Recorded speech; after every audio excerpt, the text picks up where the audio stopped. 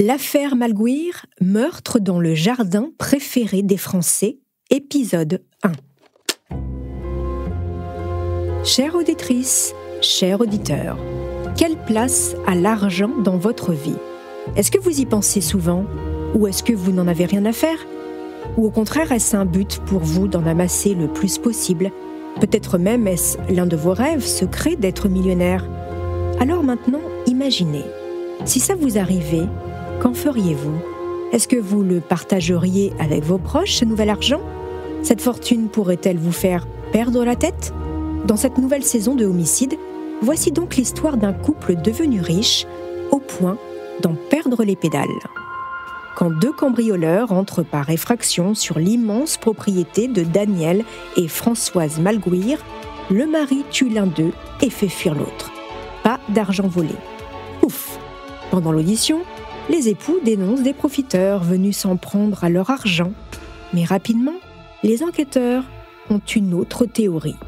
Et dans cette affaire, vous allez le voir, tous les personnages ont un rapport très particulier à l'argent. Vous écoutez Homicide, je suis Caroline Nogueras.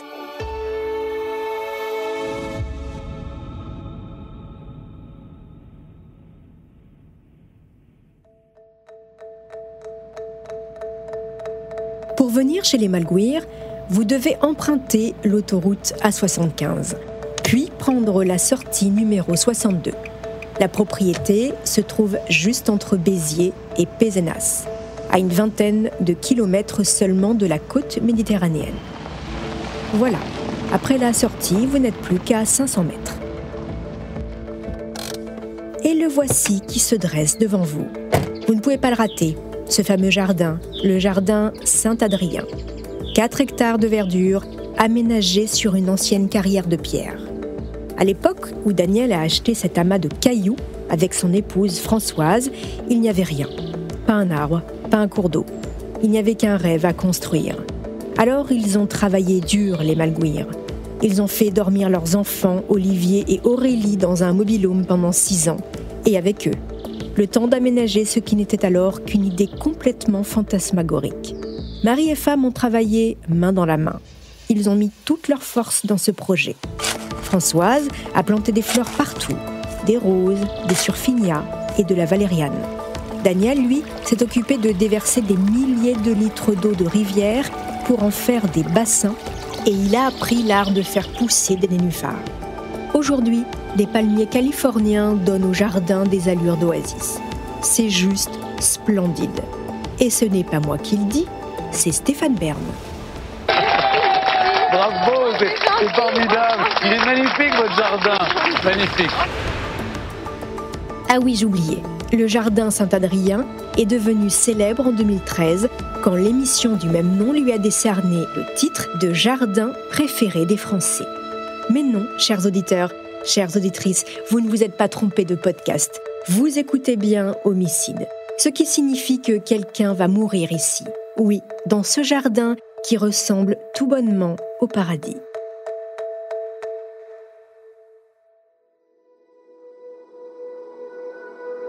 Nous sommes le 5 octobre 2017, 4 ans après l'émission qui a fait connaître Daniel et Françoise à tous les amateurs de paysages extraordinaires.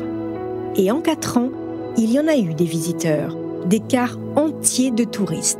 Les affaires ont prospéré et il faut le dire, il n'y a jamais eu autant d'argent dans ce foyer. Il est loin le temps de la vie de bohème en caravane où on douchait les enfants dans une bassine. Tiens d'ailleurs, quand on parle du loup, voilà Olivier qui appelle sa mère.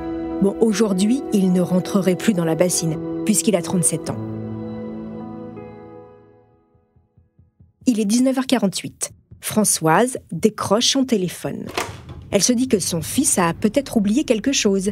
Il était à la maison il y a 2 heures seulement pour prendre un cours d'équitation avec Richard, leur ami qui élève des chevaux un peu plus loin dans le Gard. Mais non, Olivier l'appelle juste pour savoir ce qui lui ferait plaisir pour son anniversaire. Il est si prévenant, Olivier. Françoise l'adore et son fils l'adore en retour. Françoise et Olivier bavardent quelques minutes. Richard, oui, il est resté prendre l'apéro après la leçon d'équitation et il est parti un peu après 19h. Et là, Daniel et elle viennent de terminer le dîner. Bon, et puis elle raccroche. C'est là que Daniel se lève de table. Pourquoi il n'arrête pas d'aboyer, le chien ? Françoise se met à débarrasser la table, et pendant ce temps, son mari sort dans le jardin avec une lampe torche. Il va voir ce qui se passe. Mais quelques instants plus tard, la femme entend un cri. C'est Daniel.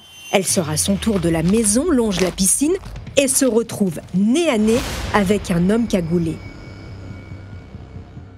Ça recommence. Il y a un an, le 13 septembre 2016, alors qu'elle se trouvait à Aubé, chez Richard justement, leur ami éleveur de chevaux et prof d'équitation, elle s'était déjà fait voler des bijoux et près de 5 000 € en liquide. Enfin, ça c'était ce qu'elle avait déclaré aux gendarmes, parce qu'en réalité, elle s'était fait voler entre 30 et 45 000 €, de l'argent caché dans une boîte à biscuits, de l'argent qui n'était pas vraiment déclaré au fisc. Donc là, François se dit que c'est la même chose, qu'encore une fois, des gens en veulent à leur fortune. Elle n'a pas le temps de poursuivre plus loin sa réflexion, car l'homme la saisit par les épaules et lui assène de violents coups de poing à la tête et au visage. Il faut qu'il arrête, elle est très fragile depuis qu'elle est tombée de cheval il y a 5 mois. Mais l'homme à la cagoule continue. Il la frappe si fort qu'elle tombe sur un pot de fleurs. C'est là qu'elle voit son mari, lui aussi aux prises avec un homejacker encagoulé. Les deux voyous poussent les époux Malguir à l'intérieur de la maison. Celui qui s'occupe de Françoise la saisit par le col et lui ordonne le coffre. Elle lui répond qu'elle a déjà été cambriolée récemment et que de toute façon, ils n'ont pas de coffre ici. Mais l'agresseur ne plaisante pas. Il dit qu'il sait qu'ils ont un coffre. Il dit que si elle ne le lui donne pas, il va les tuer. Françoise, évidemment, est apeurée, mais elle est aussi très étonnée. Il a l'air bien renseigné, ce cambrioleur. Oui, c'est vrai, il y a un coffre-fort sur la propriété, mais personne ne le sait. Enfin, si Aurélie, leur fille, sait qu'il existe, mais ne sait pas où il est, son mari, Daniel, et leur fils, Olivier, eux connaissent la cachette du coffre, mais pas la combinaison. En vérité, la seule qui connaisse l'emplacement du coffre et qui puisse le déverrouiller, c'est Françoise. Le second voleur s'approche alors d'elle et la menace avec une arme à feu. Daniel la regarde et lui demande de les amener au coffre. Mais Françoise a la tête froide. Elle répète qu'ils n'ont plus d'argent ici, qu'ils se sont déjà fait cambrioler l'année dernière. Alors son mari revient à la charge. « Mais donne-leur l'argent de ton coffre, c'est ça qu'ils veulent !» Françoise est furieuse. Pourquoi son mari ne rentre pas dans son jeu ? Elle lui lance un regard plein de colère. Là, elle voit que le voleur qui tenait le pistolet a maintenant un gros rouleau de scotch à la main et il entreprend de les attacher. Alors, Françoise propose d'aller chercher les recettes de la semaine, environ 1 000 € qu'elle a rangées dans la salle à manger. Elle descend au salon, suivie par les deux agresseurs qui continuent à la frapper. C'est là que Daniel déclare qu'il a lui aussi 1 000 € à l'étage dans leur chambre. Ah oui ? Françoise ignorait l'existence de cet argent. Décidément, elle va de surprise en surprise dans ce homejacking. Daniel monte. Le voleur qui s'occupait initialement de lui délaisse Françoise et monte aussi. Peu de temps après, il y a un coup de feu. Puis plus rien. Silence. Françoise et son cambrioleur se regardent. Qui a tiré ? Françoise sent que l'homme à la cagoule panique. Il l'attire dans la cuisine, puis dehors vers l'abri de la piscine. Il pointe l'arme sur son ventre, mais elle met ses 2 mains devant le canon et tente d'attraper l'arme. Elle entend Daniel arriver. Il a son fusil à la main. Le malfaiteur qui la tenait encore lâche Françoise et s'enfuit. Il part d'abord du mauvais côté. Elle le voit repasser et filer enfin vers la sortie. Celui qui est là-haut ne redescendra plus, lui dit Daniel. Françoise déclenche l'alarme, saisit le téléphone de l'entreprise et appelle son fils. Il est 20h24. 2 patrouilles de gendarmes de Pézenas arrivent quelques minutes plus tard. Ils découvrent une femme, la cinquantaine, petite blonde et mince et énergique, complètement en état de choc. Elle présente un gros hématome à l'œil droit. C'est Françoise. À côté d'elle, son mari Daniel, 10 ans de plus, brun, la peau marquée par le soleil. Il a des traces de sang sur le corps et sur le visage. Mais surtout, à l'entrée de la chambre à coucher, les gendarmes découvrent un cadavre. Il est entièrement vêtu de noir, Seules ses baskets sont bleues et il porte encore sa cagoule. Il a une balle dans le thorax, il est mort sur le coup. À 21h30, Daniel Malguir est placé en garde à vue. Les enquêteurs veulent savoir ce qui s'est passé. Alors, le mari raconte tout depuis le début. Le chien qui aboie, les 2 hommes en noir qui les frappent, les cambrioleurs qui exigent beaucoup d'argent. Et puis, il explique qu'il a senti la situation dégénérer. Alors c'est pour ça, il a proposé d'aller chercher les 1 000 € qu'il avait à l'étage. Il est donc monté, suivi par son épouse, elle-même suivie par un des cambrioleurs qui lui braquait son arme sur la tempe. Ah bon ? Pourtant Françoise a bien dit qu'elle était restée au rez-de-chaussée et n'avait rien vu. Si, elle était là, assure Daniel Malguir. Et puis, une fois dans la chambre, sous prétexte de chercher l'interrupteur, il s'est emparé de son fusil sur l'armoire et a fait feu. L'homme à la cagoule s'est effondré tout de suite. Vous voyez, c'était de la légitime défense, tout ça. Daniel Malguir a fait ça pour protéger Françoise. Oui, mais alors Françoise, elle était en haut ou elle était en bas ? En haut, assure le mari. Ils étaient tous les deux, le cambrioleur et sa femme, dans l'encablure de la porte quand il a tiré. Mais c'est normal s'il y a des divergences de témoignages entre Françoise et Daniel. La pauvre, elle est encore toute secouée par son accident de cheval d'il y a 5 mois. Ça paraît un peu gros, cette excuse de la chute de cheval, non ? Mais Françoise est aussi d'accord. Depuis son accident, elle a des pertes de mémoire et des troubles neurologiques. Elle a vécu un gros traumatisme crânien. Alors oui, peut-être que c'est Daniel qui a raison. Peut-être qu'elle était à l'étage. Bon allez, va pour le traumatisme crânien. Mais en réalité, dans la version de Daniel, il y a un détail qui les chiffonne encore plus, les enquêteurs. Ils ont beau chercher à côté du corps du cambrioleur, derrière, dessous, il n'y a pas d'arme à feu sur cette scène de crime. Alors, la légitime défense, eh bien, ils y croient moyen. Mais alors, pourquoi tuer le cambrioleur si ni lui ni sa femme n'étaient en danger immédiat ? Et puis, qui était ce voleur d'ailleurs ?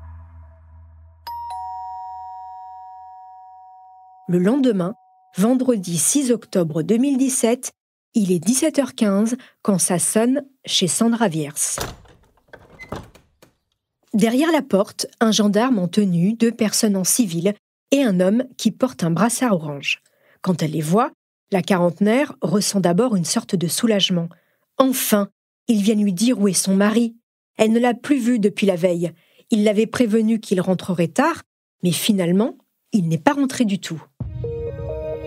Au fond, même si elle ne veut pas se l'avouer, Sandra comprend que quelque chose de grave est arrivé à son époux. Elle pense à ses 2 filles, 12 et 13 ans, des ados. Qu'est-ce qu'elle va bien pouvoir leur dire ? Sandra se tait et écoute ces porteurs de malheur qui sont à sa porte. Il lui explique que c'est un cambriolage qui a mal tourné. Un cambriolage ? David s'est fait cambrioler ? Non, madame, vous ne comprenez pas. C'était votre mari, le cambrioleur. Le corps cagoulé est donc celui de David Wiertz, le mari de Sandra.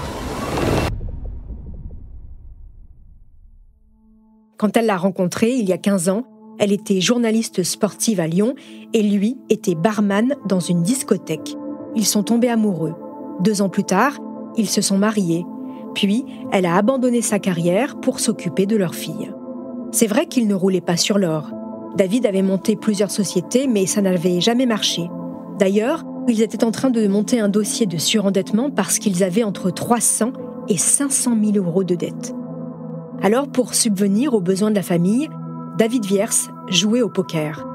Il avait même organisé une partie chez lui à côté de Perpignan 3 jours plus tôt avec les joueurs habituels, Nicolas, Jean-Christophe et un autre David. Ah, et il y avait aussi un certain Richard.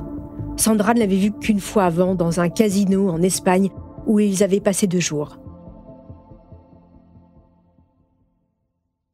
Derrière la porte de sa maison, Sandra est dévastée. Et surtout, elle ne comprend pas. David n'avait pas d'arme à feu. Tous les 2, ils sont contre les armes d'ailleurs. Comment en est-il venu à cambrioler cet endroit ? Et que s'est-il passé dans cette chambre ? David connaissait-il ce Malguir ? Alors que Sandra s'apprête à annoncer la mort de leur père à ses filles, alors que Françoise, en état de choc, fait examiner ses blessures par un médecin légiste, Daniel Malguir, lui, fanfaronne. À son fils Olivier, qui a débarqué en courant après l'appel de sa mère, Daniel lance une phrase, comment dire, déstabilisante, dérangeante même. « T'inquiète, fils, c'est pas le premier. » Sous-entendu, c'est pas le premier gars que j'ai tué. Et plus tard en audition, Françoise confirmera. Oui, son époux lui a déjà assuré avoir tué quelqu'un lorsqu'il était plus jeune. Un homme qui avait tenté de séduire sa première femme, Thérèse. Il l'avait supprimée dans une montagne française, avait-il dit.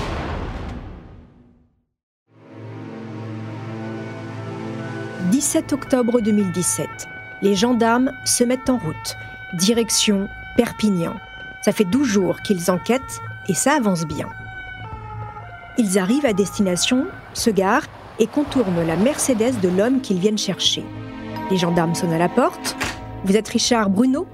Monsieur, vous êtes placé en garde à vue pour tentative de vol avec arme et violence aggravée. » Après David Viers, les enquêteurs viennent donc d'interpeller le second cambrioleur.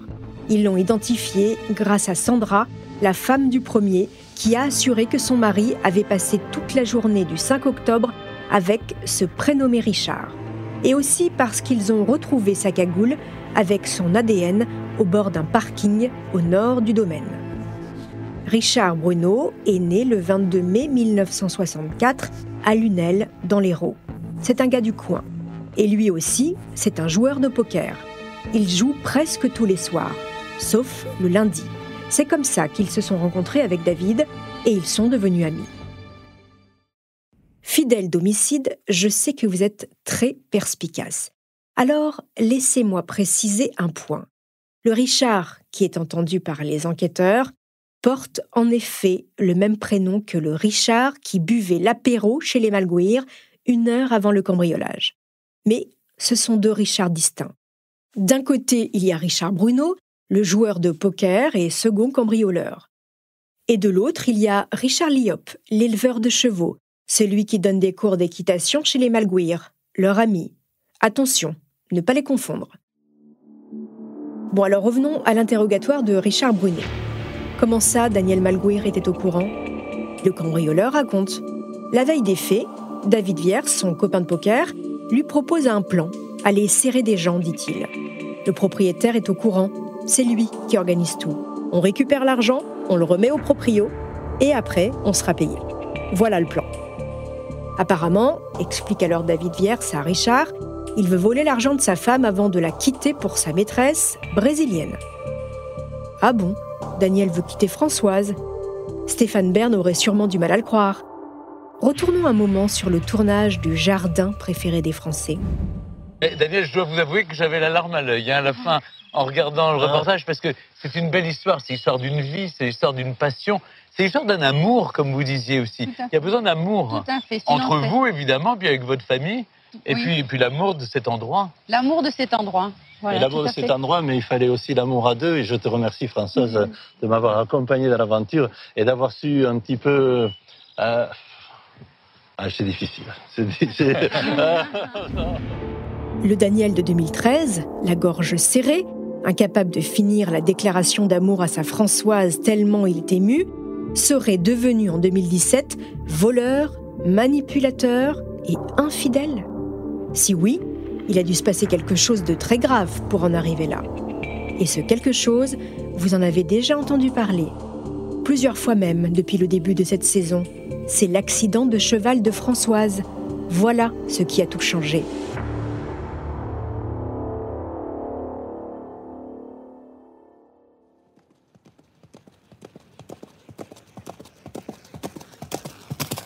Nous sommes le 16 mai 2017, 5 mois avant le cambriolage. Françoise Malguir monte à cheval sur la propriété en compagnie de Richard, l'éleveur, Richard Liop, quand soudain, c'est l'accident. Elle chute.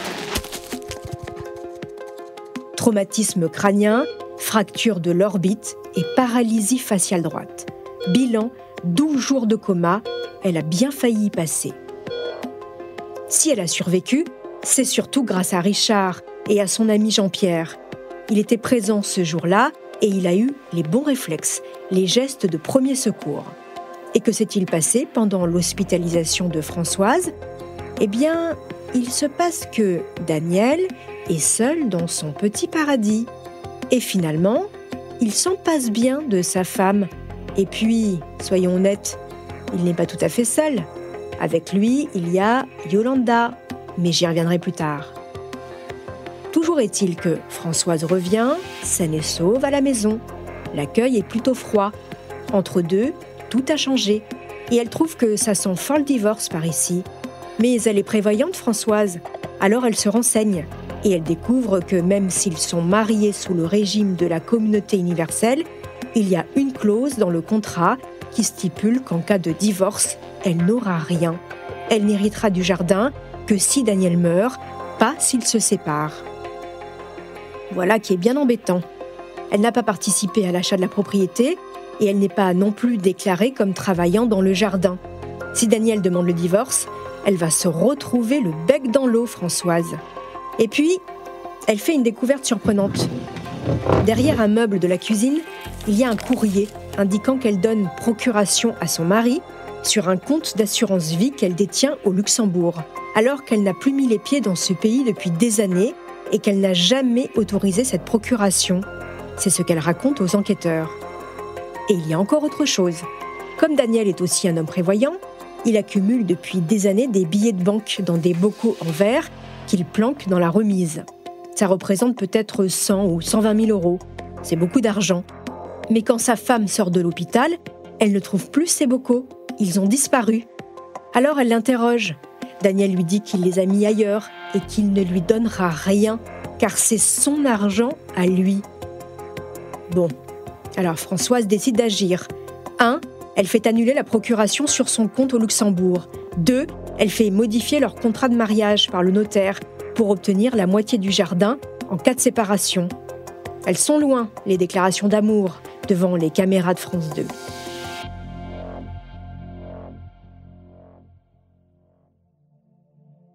L'amour, Daniel le verrait bien avec Yolanda, 55 ans, employée polyvalente. Pour votre information, elle n'est pas du tout brésilienne, c'est une vénézuélienne née en Colombie. Ça ne fait pas très longtemps que Yolanda travaille chez les Malguir. Elle a été embauchée pour la saison 2017. Et après le retour de Françoise, les relations se sont tendues entre elle d'un côté et Françoise et son fils Olivier de l'autre. On ne sait pas exactement ce qu'il s'est passé en l'absence de la maîtresse de maison, mais manifestement, et de façon tout à fait platonique, Daniel et Yolanda se sont rapprochés. Daniel l'aime bien, Yolanda. Il lui prête de l'argent, il l'aide à acheter une nouvelle voiture. Et ça ne plaît pas du tout à Françoise, tout ça. Le 10 août 2017, Yolanda est poussée à la démission. Et le 10 août 2017, Daniel Malguir lui déclare sa flamme. Puis, quelques jours plus tard, il lui rend visite et il l'embrasse. Voilà comment démarre cette nouvelle histoire. Il lui offre aussi un bracelet et lui donne de l'argent, près de 6 000 euros, qu'elle tentera de lui rendre. Mais il insiste, cet argent c'est pour elle. Mais cela va rendre fou Françoise et leur fils. Tous les deux tentent même de rentrer chez Yolanda pour récupérer les 6 000 euros. Olivier en viendra même aux mains avec son père.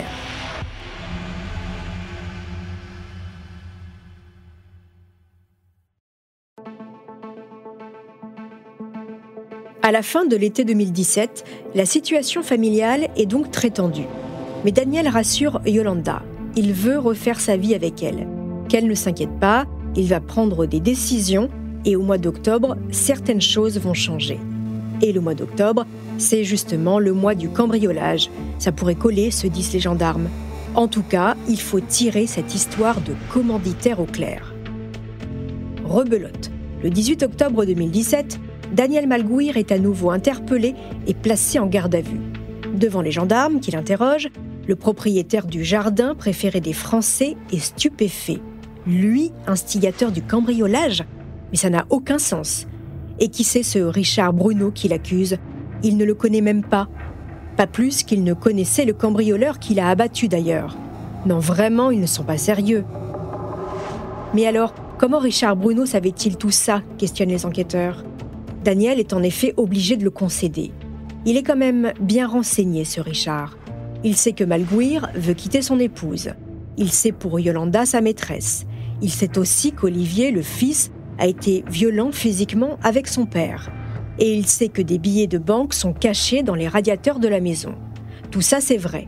Et il peut compter sur les doigts d'une main les personnes qui connaissent tous ces détails. Mais qu'il n'aille pas penser pour autant que le cambriolage, c'est lui. Il le jure. Les gendarmes sont bien embêtés, d'autant que Richard Bruno n'est pas une petite frappe. Il n'a rien à voir avec David Viers, le cambrioleur sanguin et en galère qui a été tué par Malguir. Non, Richard, c'est un homme calme, posé, un vrai bon joueur de poker. Il connaît bien l'art du bluff. Peuvent-ils vraiment lui faire confiance ? Alors, les gendarmes poursuivent la garde à vue et cherchent à coincer Daniel sur autre chose. Lors d'une nouvelle perquisition, ils ont découvert toujours plus d'argent caché.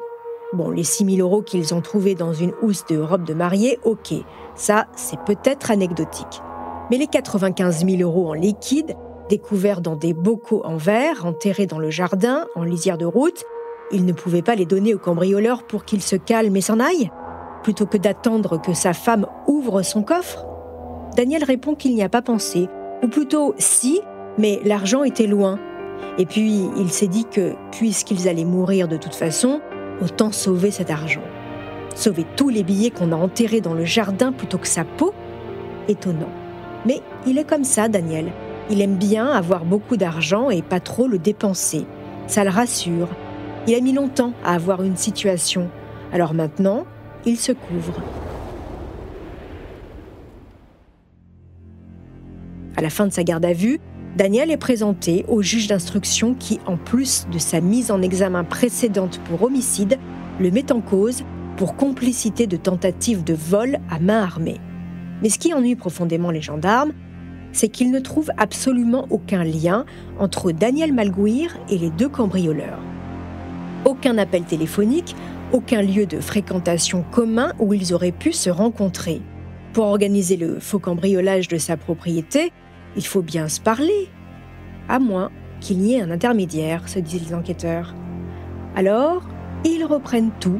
Ils épluchent les relevés de bornage téléphonique sur toute la journée du 5 octobre 2017. Ils essayent de faire parler les éléments dont ils disposent. Ils ne savent pas trop ce qu'ils cherchent, si ce n'est une logique à toute cette histoire. Et cette aiguille, dans une botte de foin, les gendarmes vont la trouver.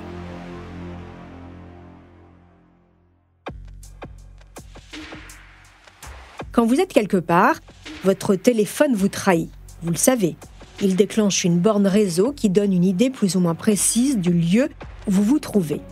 Et bien ce jour-là, avant le casse du soir, les téléphones de David Viers et de Richard Bruno bornent dans le Gard, à plus de 100 km de Servian, où se trouve le jardin des Malguir. Les deux hommes vadrouillent toute la journée. Et donc, leur téléphone déclenche plusieurs relais téléphoniques dans ce département. Et notamment, le relais situé à Aubé. Aubé, ça leur dit quelque chose aux enquêteurs. Aubé. Mais oui, Aubé, dans le Gard. C'est là que se trouvent les écuries de Richard. Richard, l'éleveur de chevaux. Richard, l'ami intime des Malguir. Richard Léop. Se pourrait-il qu'il soit impliqué lui aussi ? C'est vrai qu'il est partout, ce Richard. Lors du premier cambriolage, ils sont chez lui, les Malguir. La chute de cheval de Françoise, c'est encore chez lui. Et 1 heure avant le cambriolage d'octobre, c'est lui qui boit l'apéro dans la maison de Saint-Adrien. Les gendarmes ne trouvent pas non plus de contact entre lui et les deux malfaiteurs. En revanche, ils découvrent que Richard Léop a un bon ami dans leur entourage, Jean-Pierre Bruno, le père de Richard Bruno. C'est aussi le même Jean-Pierre qui a fait les gestes de premier secours sur Françoise le jour de son accident de cheval. C'est mince tout ça, mais c'est tout ce qu'ils ont. Alors, ils poursuivent ce travail de fourmi. Et en mettant en commun le bornage téléphonique de ces 4 personnages, les enquêteurs réalisent qu'un jour, les deux Richard, Jean-Pierre Bruno et David Viers, se sont retrouvés au même endroit, à l'heure du déjeuner, au bar des Arènes, à Aigues-Vives.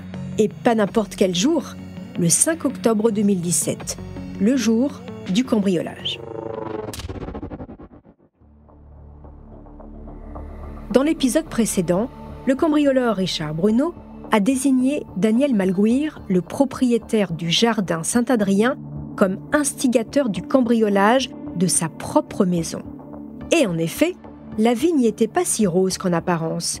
L'homme cherchait à quitter Françoise, sa femme, pour Yolanda, sa maîtresse. Et celui qui aurait organisé tout ça pour lui ne serait autre que l'ami de toujours, l'éleveur de chevaux, Richard Liop, secondé par le père de Richard Bruno, Jean-Pierre. Voilà la théorie des gendarmes qui enquêtent sur l'affaire. Si on résume, ça nous fait donc 4 hommes sous les ordres de Daniel Malguir. Les 2 cambrioleurs, feu David Viers et Richard Bruno, le père de ce dernier, Jean-Pierre Bruno, et l'ami Richard Liop. Et justement, ils sont tous les 4 réunis autour de la même table ce midi.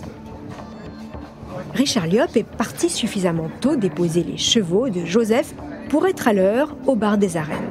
Un petit boui-boui sans prétention et bon marché de surcroît. 56 € pour 4 menus, c'est Jean-Pierre Bruno qui régale. Derrière son comptoir, Pascal, le patron de la brasserie, ne connaît pas David Viers. Mais les 3 autres, bien sûr qu'il les reconnaît sur les photos que lui tendent les enquêteurs. Oui, les 2 Richard et Jean-Pierre, ce sont des habitués. Ils prennent souvent le café et fument une cigarette ensemble après le service. Alors, qu'est-ce qu'il se dit pendant ce déjeuner ? C'est ce que nous avons tous envie de savoir. Le plus simple, se disent les gendarmes, et le juge d'instruction, c'est de demander directement à Richard Liop. Dans l'affaire du cambriolage du jardin Saint-Adrien de Servian dans l'Hérault, 2 personnes ont été mises en examen et écrouées hier. 2 hommes proches du propriétaire braqué, lui aussi en détention provisoire. Daniel Malguir avait tué l'un des 2 cambrioleurs. Les 3 suspects pourraient avoir participé à l'organisation de ce hold-up selon la justice, mais ils nient toute implication.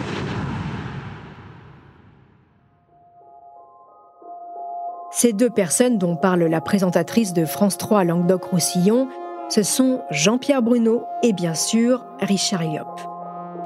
Le grand ami des Malguir est donc placé en garde à vue, puis mis en examen, bien qu'il conteste haut et fort les faits qui lui sont reprochés. C'est vrai qu'il est proche de Daniel. Cet été, quand Françoise lui rendait visite, il prévenait son ami. Comme ça, Daniel pouvait tranquillement voir Yolanda sans craindre d'être surpris par sa femme. Mais depuis l'accident de cheval, il s'était aussi beaucoup rapproché de Françoise et lui avait même proposé de trouver des gros bras pour faire peur à la maîtresse de Daniel. Richard, il cherche toujours à contenter tout le monde. Bon, en tout cas, dit-il aux enquêteurs, un violent cambriolage, il n'aurait jamais pu lui faire ça. Après sa garde à vue, Richard est envoyé en détention provisoire à la maison d'arrêt de Nîmes. Mais avant cela, avant qu'il ne soit soupçonné, il s'est passé quelque chose. Un événement qui démontre la grande confiance que Françoise avait envers lui. Mettons-nous 1 minute dans la peau de Françoise. Après l'incarcération de son mari, on la comprend, elle est toute chamboulée. Surtout, vous commencez bien à connaître ce personnage, elle ne veut pas risquer de perdre tout ce qu'elle a.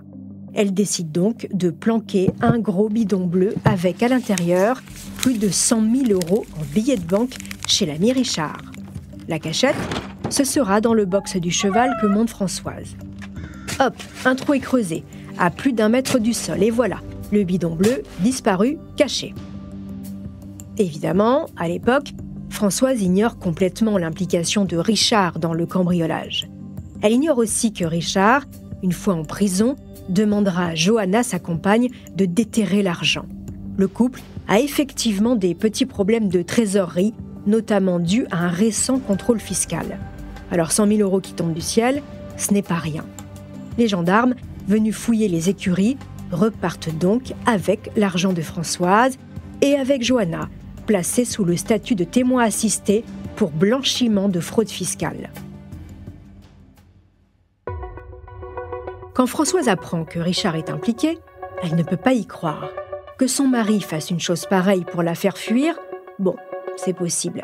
Mais que Richard Liop ait décidé de les voler de la sorte, non, ça non.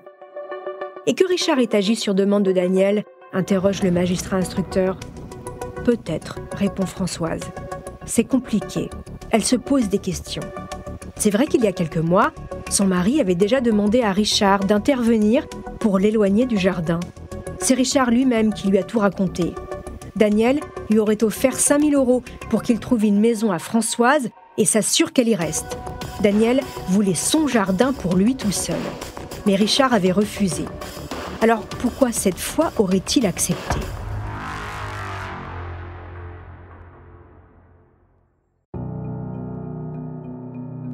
Le 23 janvier 2018, Richard Lyopp est à nouveau devant le juge d'instruction.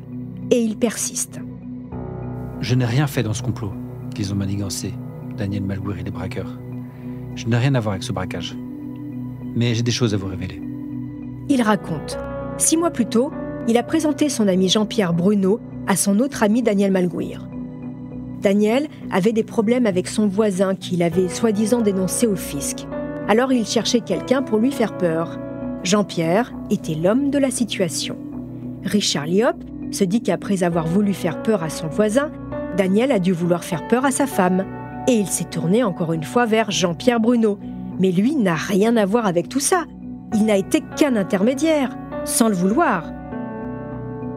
Bon, c'est vrai, il a déjeuné avec Jean-Pierre et son fils, et un ami de son fils, David Viers, le midi, avant le cambriolage. Mais ils n'ont pas parlé de tout ça. Aux arènes, ils n'ont parlé que de sport et de chevaux. Richard, lui, n'était au courant de rien. Mais le 10 avril 2018, Richard Lyopp craque. Il avoue avoir tout organisé sur demande de Daniel Malgouir.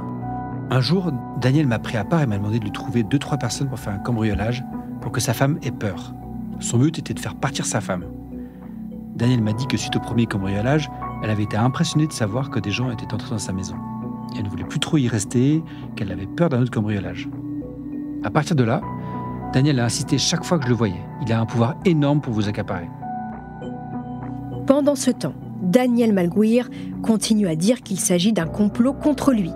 Pour lui, cette théorie est ridicule. Pourquoi aurait-il accepté de se faire frapper ? Et surtout, pourquoi aurait-il tué le cambrioleur si tout était préparé ?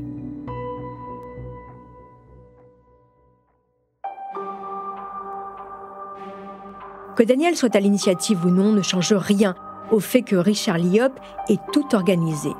Voilà comment ça s'est passé. En juin 2017, il en parle avec un copain prénommé Olivier. Olivier et Richard aiment tous les deux beaucoup le football. Et ce jour-là, ils se croisent à la buvette du stade à Aigues-Vives, la même commune où les 4 complices se retrouveront pour déjeuner le 5 octobre 2017. Richard Lyopp raconte à Olivier qu'un de ses amis a beaucoup d'argent. Il lui dit qu'il y a des sous dans la propriété, que ce serait pas mal d'y aller faire un tour et qu'il faudrait trouver des gars sérieux pour le faire. Mais Olivier ne trempe pas trop dans ses combinés. Franchement, il se dit que ça doit être une plaisanterie. Richard raye donc Olivier de sa liste. Option numéro 1, c'est non. En 2, sur sa liste, il y a les Grenoblois, des figures du grand banditisme de Grenoble, tout à fait calibrées pour le job. Là, on passe à un autre niveau. Rien à voir avec les joueurs de poker, cambrioleurs du dimanche, qui feront finalement le taf. Non, eux, ce sont des professionnels. En août 2017, Richard Lyopp contacte donc Olivier Baradja, l'un des bandits de l'Isère. Il lui dit que c'est un coup facile. Il dit qu'il y a de l'argent de planqué dans les radiateurs. Olivier est intéressé, il en parle à ses collègues, Marc et Bruno. À aucun moment, Richard Lyopp ne laisse entendre que le propriétaire est au courant du cambriolage qui se prépare.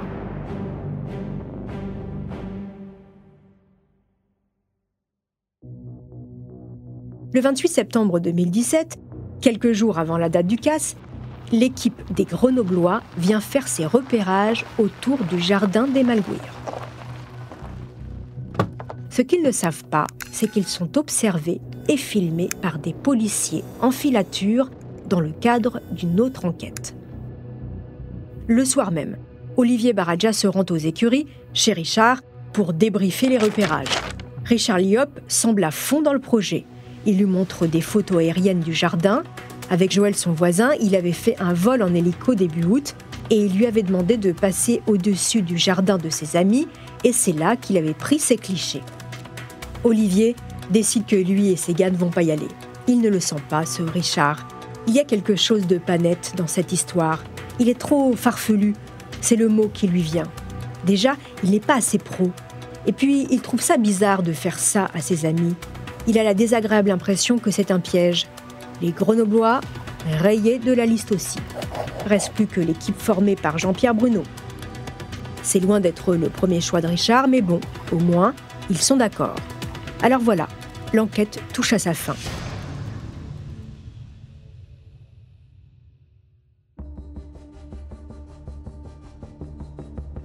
Et si finalement, c'était Françoise, la commanditaire? Bah oui, avec son fils chéri, ils avaient l'air bien remontés contre Daniel. Et elle aussi, elle a l'air d'y tenir à son jardin et à son argent.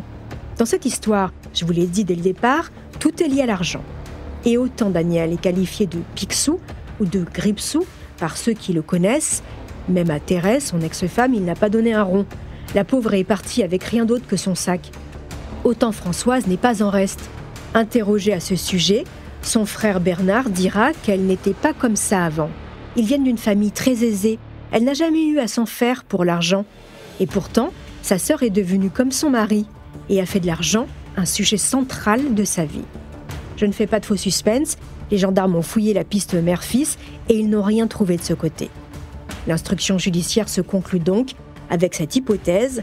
Un commanditaire, Daniel Malguir, désigne un organisateur, Richard Liop, qui sélectionne un chauffeur, Jean-Pierre Bruno, pour conduire les deux cambrioleurs, Richard Bruno et David Wiertz. Après 4 années d'instruction, c'est un procès très attendu qui s'ouvre cet après-midi devant la cour d'assises de Montpellier. Très attendu surtout par 2 protagonistes principaux, à savoir Françoise et Daniel Malguir, propriétaires du domaine Le Jardin Saint-Adrien à proximité de Servian. Le couple va donc se retrouver durant 3 semaines face à face, elle côté partie civile, lui dans le box des accusés. Il y a une inconnue dans cette affaire. Qu'il ait organisé le cambriolage ou non, pour quelle raison Daniel Malguir aurait-il tué David Wiertz? Après avoir épluché l'affaire, il y a 2 théories qui s'affrontent. D'abord, la première. Daniel, il n'est pas toujours très fin. Il dit des choses comme « Moi, j'ai déjà tué un homme ». Souvenez-vous dans l'épisode 1. Et puis, plusieurs témoins l'attestent. Il a toujours dit que si on tentait un jour de le cambrioler et qu'il était dans la maison, il tuerait les voleurs. Oui, il a des armes, et ce jardin, c'était son rêve. Il le protégera coûte que coûte. Si on adhère à cette théorie, Daniel n'a rien organisé du tout, mais il a fait ce qu'il a toujours dit qu'il ferait, tuer son cambrioleur. La seconde théorie maintenant. Daniel Malguir était bien le commanditaire, mais une fois à l'étage avec David Wiertz, tout ne s'est pas passé comme prévu. Cette hypothèse est résumée ainsi au procès en appel par la veuve du cambrioleur, Sandra Wiertz. Ça pue à des kilomètres cette histoire.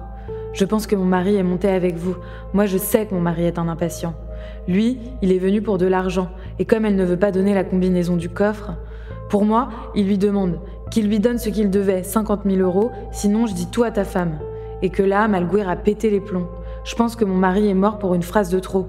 Il n'a pas tiré à 2 ou 3 mètres, il a tiré à ça de la poitrine de mon mari.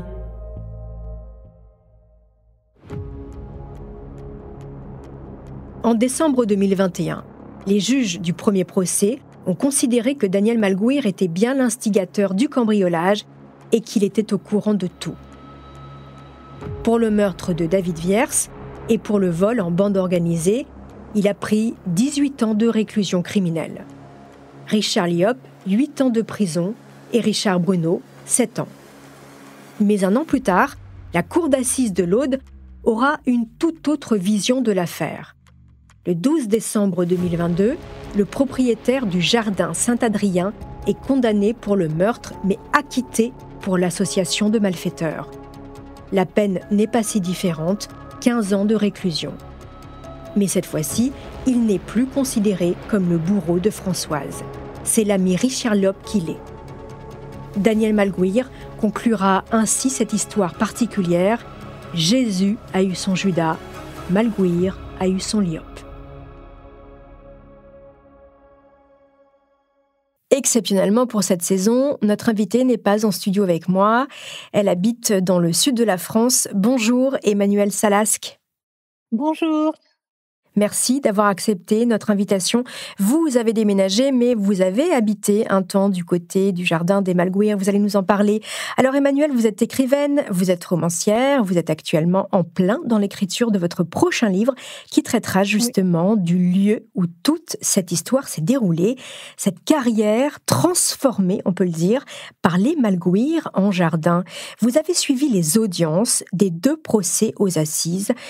Emmanuelle, comment expliquez-vous que les verdicts soient si différents d'un procès à l'autre? Oh, il y a plusieurs explications à cela. Tout d'abord, comme il n'y a aucune preuve matérielle d'une éventuelle complicité de la part de Daniel Malguir, les jurés du deuxième procès l'ont acquitté parce que le doute bénéficie toujours à l'accusé.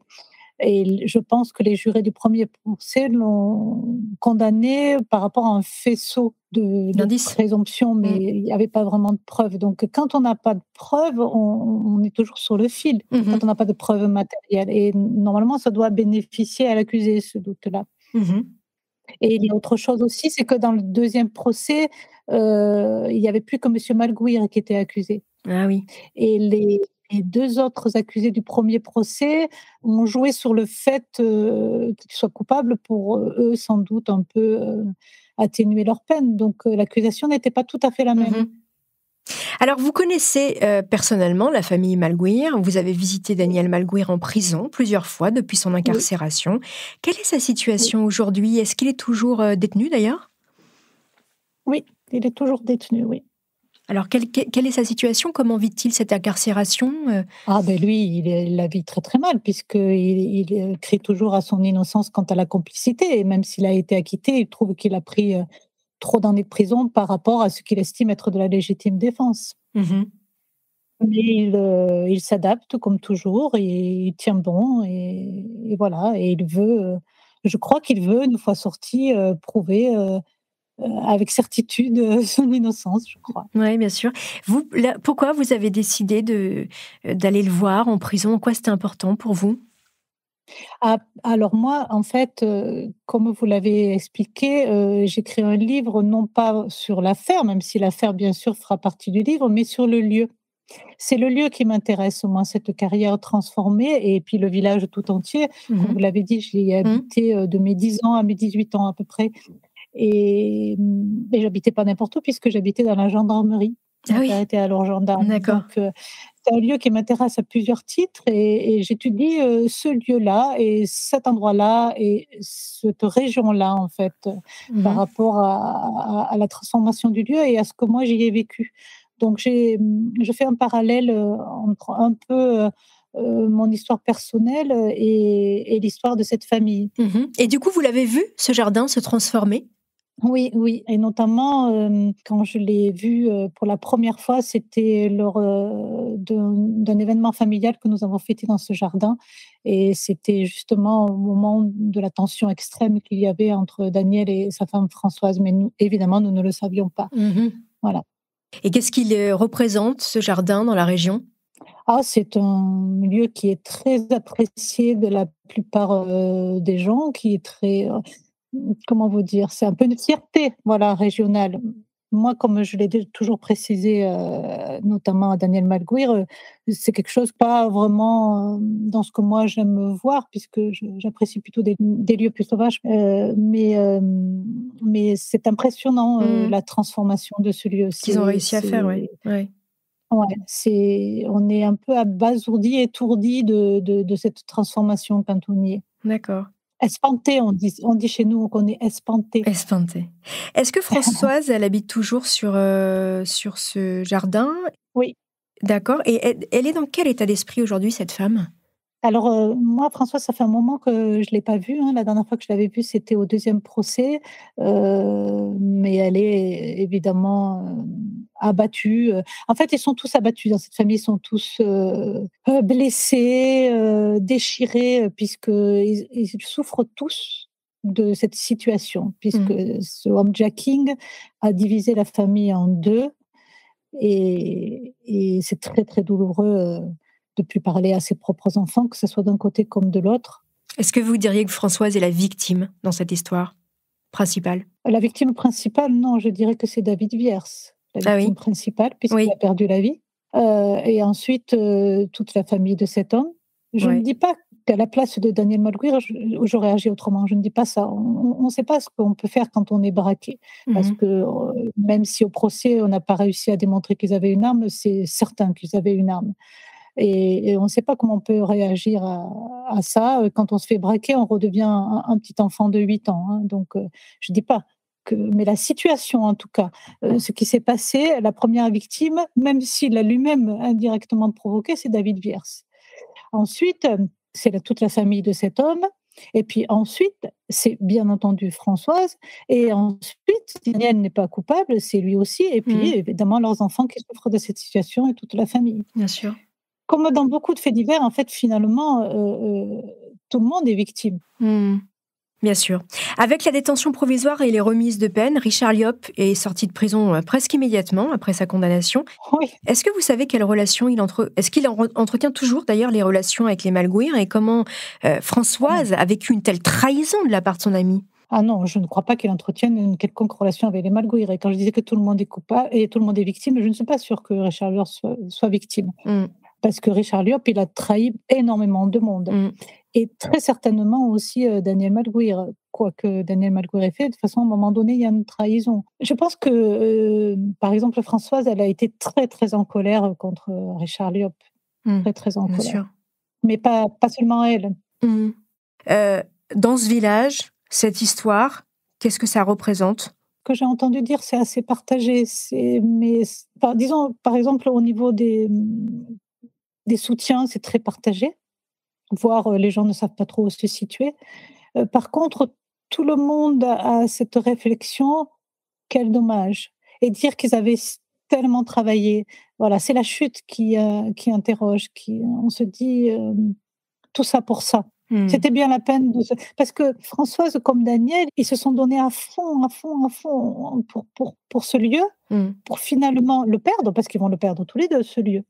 Voilà, et puis en plus, ça a été le lieu de leur chute. Mmh. Alors en parlant de chute justement, on dit un couple heureux, on les voit dans l'émission de Stéphane Bern en 2013, ils s'aiment profondément, c'est l'image qu'ils donnent, et puis finalement, été 2017, ils se haïssent.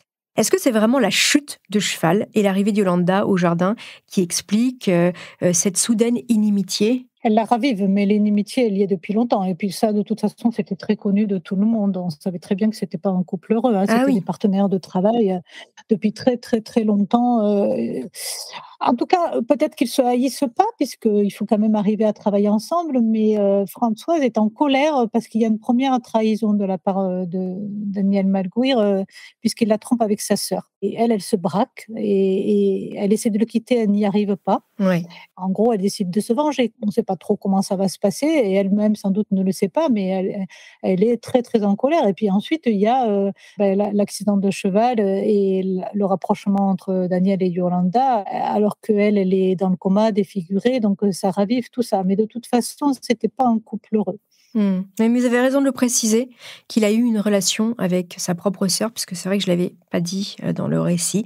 Et en effet, on comprend cette cristallisation en fait, de cette colère, de cette haine qui va monter dans ce couple. Je reviens un petit peu en arrière. C'est peut-être ce qui est qu'elles ne le soutiennent plus à partir d'un moment donné. Voilà. Je vais revenir un petit peu en arrière pour qu'on comprenne une chose importante. En 79, vous avez donc 10 ans et vous vous installez en fait avec vos parents à Servian. Votre père, vous l'avez dit, est gendarme et il va enquêter sur un cadavre découvert dans cette carrière. Plus tard, le frère de Françoise, Bernard, dira que c'est ce jardin qui a causé la perte familiale. À votre avis, il est maudit cet endroit? Alors, je précise juste quelque chose. Moi, j'arrive en 79, mais mon père, il y est depuis 76.